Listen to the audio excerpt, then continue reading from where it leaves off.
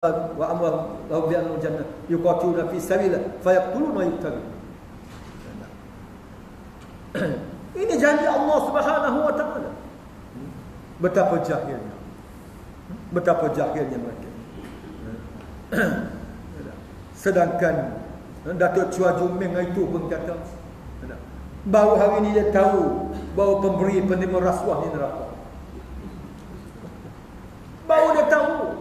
Selama 40 tahun bersama UMNO Barisan Nasional tidak pernah diajar bahawa pemberi penerima rasuah itu neraka. Tetapi apabila bersama dengan Pakatan Rakyat, dia kata, maka dia terdidik dengan PAS, dengan Parti Islam Malaysia telah mengajar bahawa pemberi penerima rasuah itu neraka. Ar-Rashi war-Mutashi finnar. Pemberi penerima itu rasuah itu ada neraka. Chua Jun Ming lebih cerdik pada ahli parlimen Kota Belud. Ini tanda hampir pilihan raya lah. Bila keluar benda-benda macam ni, keluar benda-benda macam ni, apa poster perjalanan tiada terpinggir. Tiada yang terpinggir. Tiada yang terpinggir. Tiada lagi. Soal gambar Zambi. Anda, pusat perempuan tiada terpinggir, yang ada tertipu. Kena bawa 40 tambah bawah, yang ramai kena tertipu.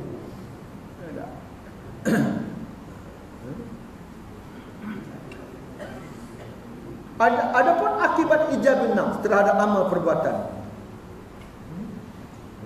terhadap amal pelakunya, yang pertama mudah rosak, rapuh, tidak dapat menghasilkan buah melainkan sesudah, menghabiskan tenaga yang banyak dan memakan waktu yang panjang. Dia amalan tak dapat sebab sombong, angkuh, ujub. Dia bukan buat beramal kerana Allah, kerana kesombongan, kerana keangkuhan diri. Terasanya dia lebih baik, lebih mulia. Sebab itu mudah rapuh, mudah rosak, rapuh, tidak dapat menghasilkan buah melainkan sesudah menghabiskan tenaga yang banyak. 15 tahun saya bersama PAS, kata Hasan Ali.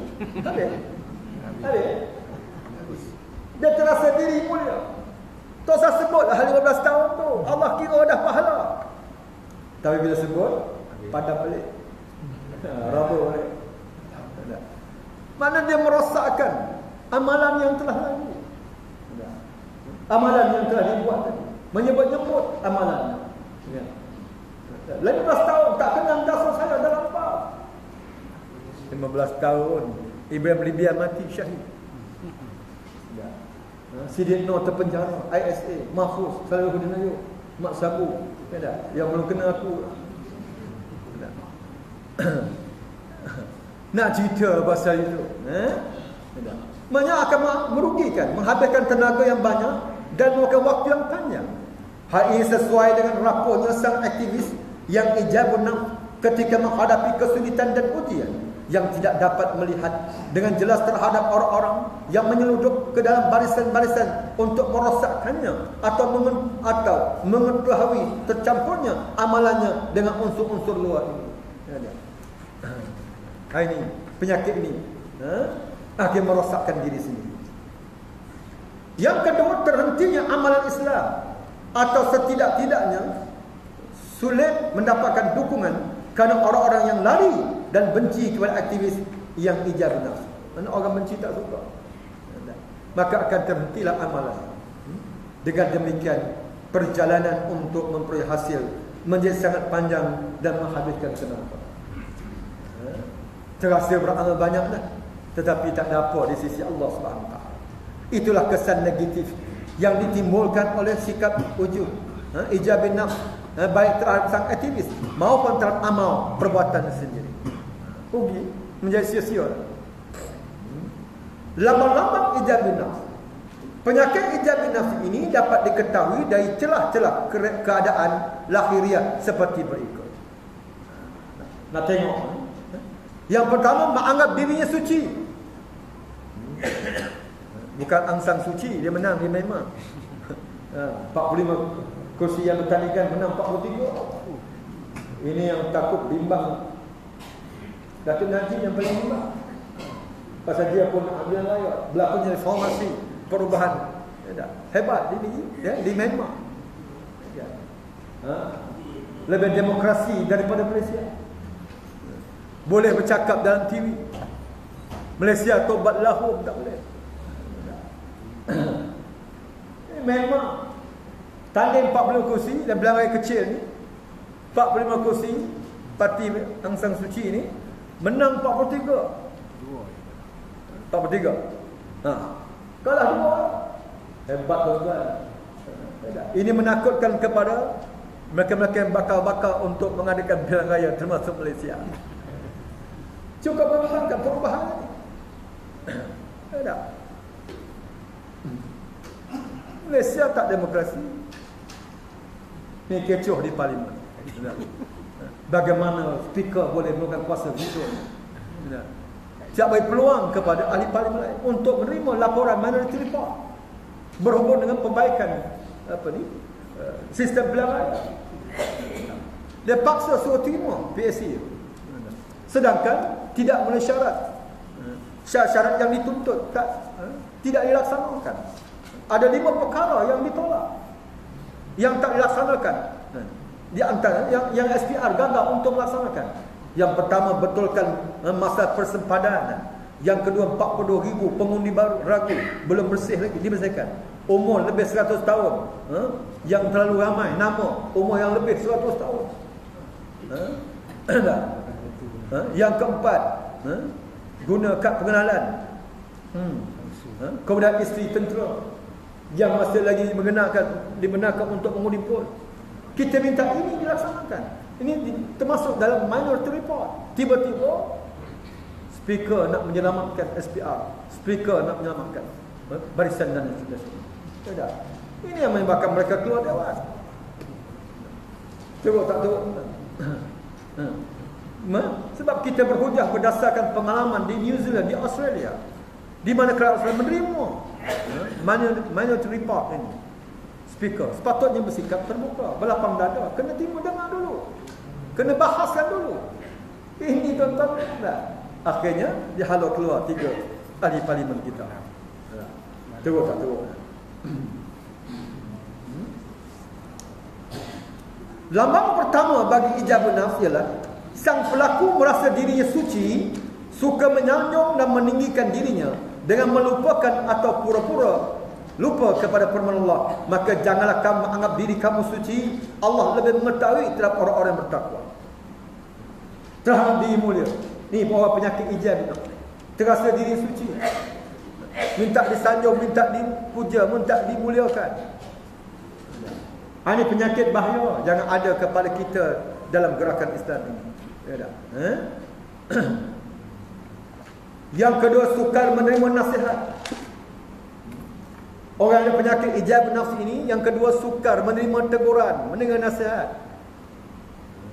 Sedangkan dalam Islam disebut ad-din nasihat. Agama itu adalah nasihat, tegur-menegur. Teguran yang membina, bukan teguran yang meruntuh. Simbol yang kedua bagi ijab nafs ialah ia sulit menerima nasihat. Bahkan ia lari, tidak mahu menerima nasihat sama sekali. Padahal tidak ada kebaikan bagi kaum yang tidak saling menasihati dan tidak mahu menerima nasihat. Akan rosak. Kalau dalam rumah tangga tidak ada tegur-menegur, nasihat-nasihat antara satu sama lain, akan rosak rumah tangga. Dalam negara pun macam itu juga. Bila tidak mahu menegur, dan ada yang tak berani menegur kerana adanya mereka yang menganggap dirinya mulia ini, akhir rosak negara. Sebab tu Nabi kata yang disebut baru-baru ini oleh Raja Dr. Nazrin, dia minta ulama umarak berganding bau. Ini sesuai dengan hadis Nabi SAW. Sinfan minan nas ila salahan nas wa iza fasadan nas al ulama wal umara. Ada 2 golongan manusia. Kalau baik 2 golongan ini, maka akan baiklah semuanya. Kalau rosak 2 golongan ini, maka akan rosaklah semuanya. Siapa dia? Al-ulama wal umara. Ulama mesti menegur umara pemerintah. Umara mesti akur atas teguran ulama. Tapi hari terbalik. Umara pula yang menegur ulama. Ulama bisu. Akan rosaklah negara.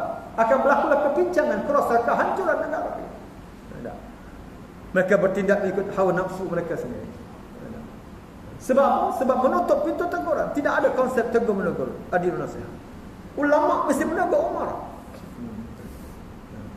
Kalau ulama membiarkan diri, ulama yang menjual agama dengan harga yang murah yang tadi, yalah, yang full fi dunia wal mampus di akhirat ini, maka akan rosaklah. Maka terlantiklah, terpilihlah pemimpin-pemimpin yang zalim dan masyarakat yang jahil, seperti Kota Belud yang jahil tentang agama. Ya. 3 benda ini berlaku kerana menutup pintu teguran. Jadi orang ada penyakit ini suka ditegur nasihat. Jadi tak ada cara lain. Kalau tegur tak mau, nasihat tak mau, berjatuhkan dan pelanggar ketika habis itu. Itu caranya. Rakyat menggunakan undi masing-masing untuk menjatuhkan. Dan tanda-tanda kejatuhan UMNO Barisan Nasional makin jelas. Berdasarkan kepada peramal Tok Nujum dalam UMNO, Tun Daim Zainuddin.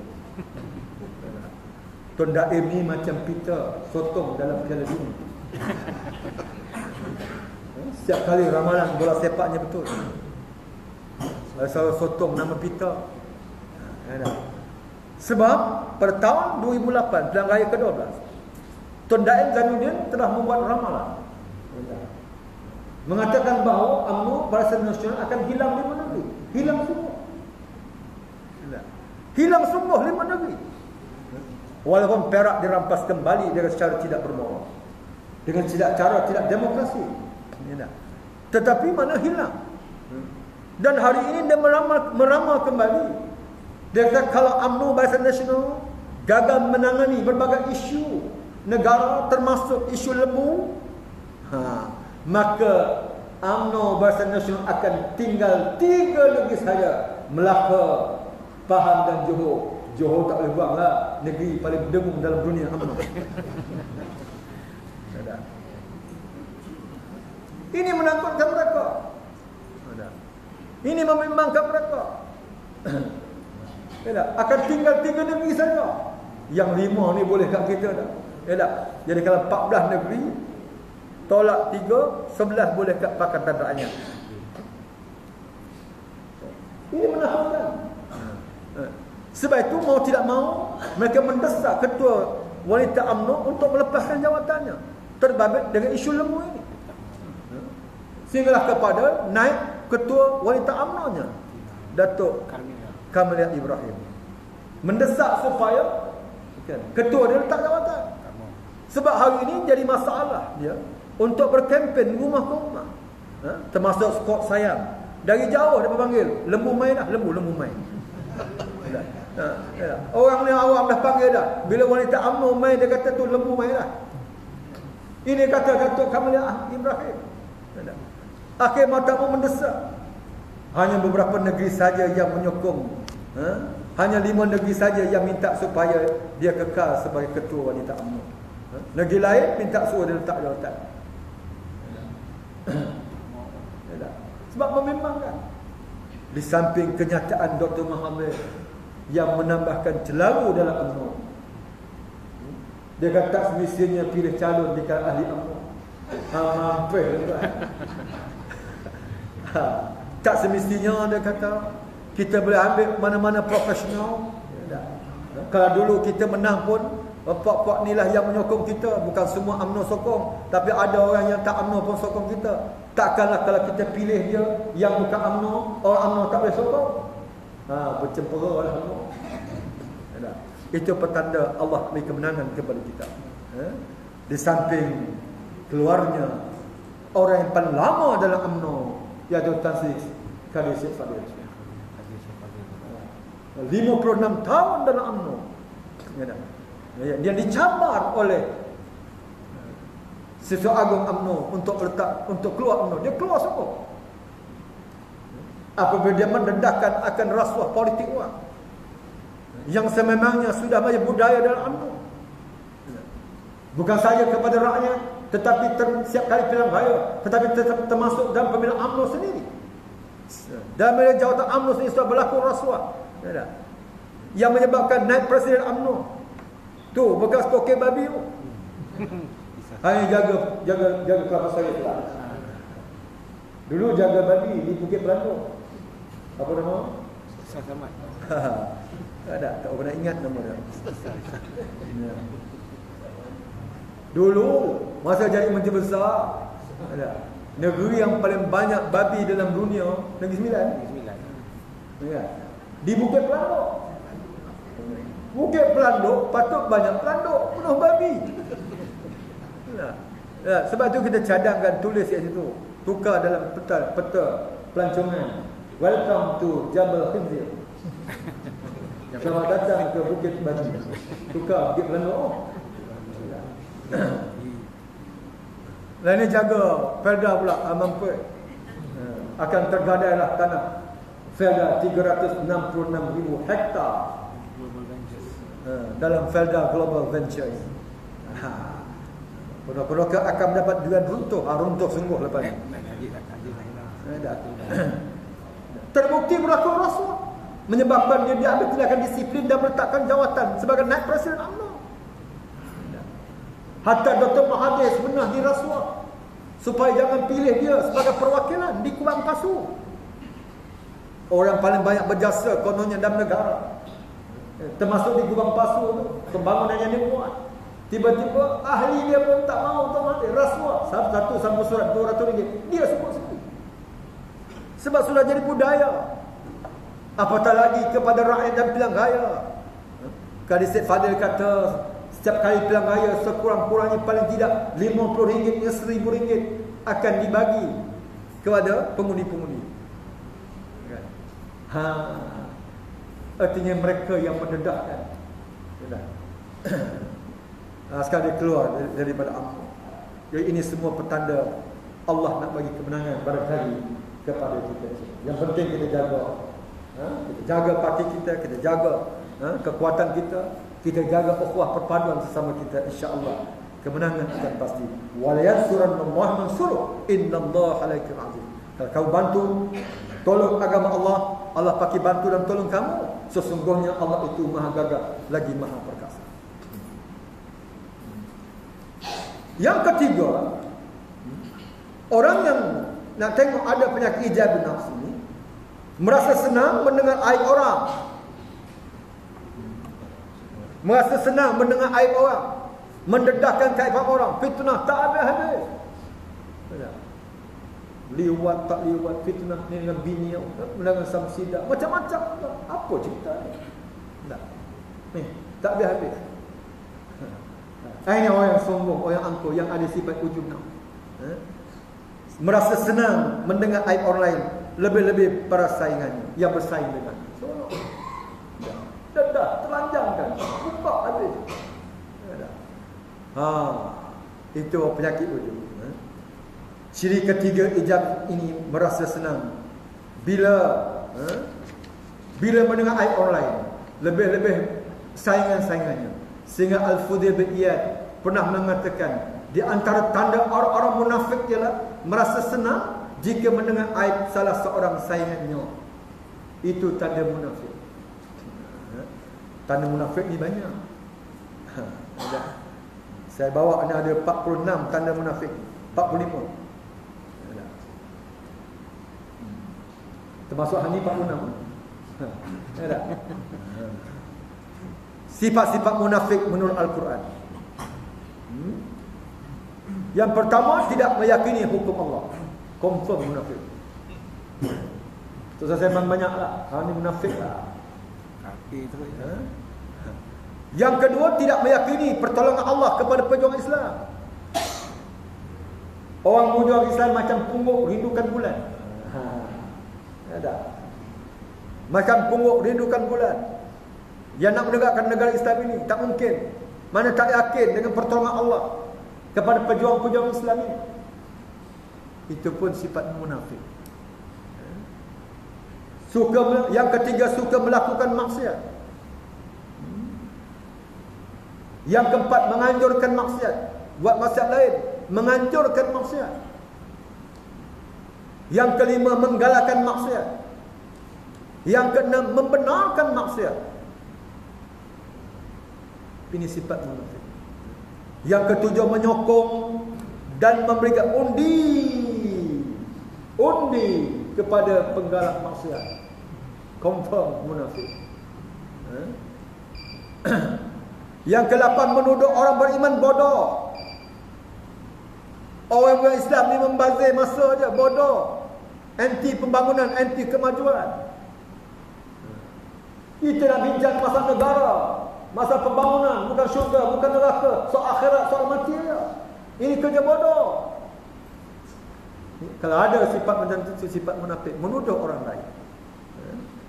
Merasa megah dan bangga dengan maksiat yang dilakukan.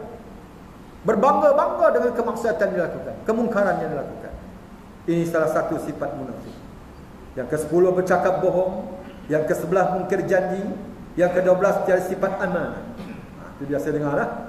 Yang ke-13, berlampau bila bertengkar. Bila berbalah bertengkar dalam menegakkan benang yang basah, kita bimbang lahir sifat nifaq. Yang ke-14, membantu menjadi tali barut kafir dan merosakkan orang Islam. Tolong orang kafir, lawan Islam. Ini beza. Kita baik dengan DAP tak sama dengan UMNO berbaik dengan MCA. UMNO baik MCA, MCA tentang hudud, UMNO sokong. DAP, kita nak melasa hudud, DAP tak bantah. Ini prinsip PAS, dasar PAS. Kita hormati dasar perjuangan PAS. Mereka ada prinsip perjuangan. Kata dia bukan dalam debat hudud bersama dengan Chua Soleh. Dia tak sama. Macam mana kata Mufti Perak kata sama.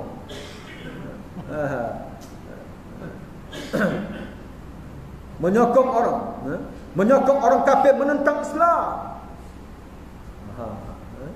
Tolong orang kafir yang menentang Islam, membantu dia. Amerika yang sedang memerangi Iraq waktu dalam perang Teluk, Amerika telefon 30 negara termasuk Malaysia bersetuju menyokong resolusi 678, bunuh rakyat Iraq tanpa batas. Waktu itu George Bush telefon saja Dr. Mahathir, minta bagi sokongan. Dr. Mahathir telefon terus kepada Menteri Luar waktu itu, Datuk Abu Hassan Umar, minta tolong angkat tangan mencongkong resolusi 678, resolusi yang sengaja dicipta oleh Amerika untuk menghalalkan tindakan mereka bagi membunuh umat Islam Iraq tanpa batas dalam perang Teluk 1990.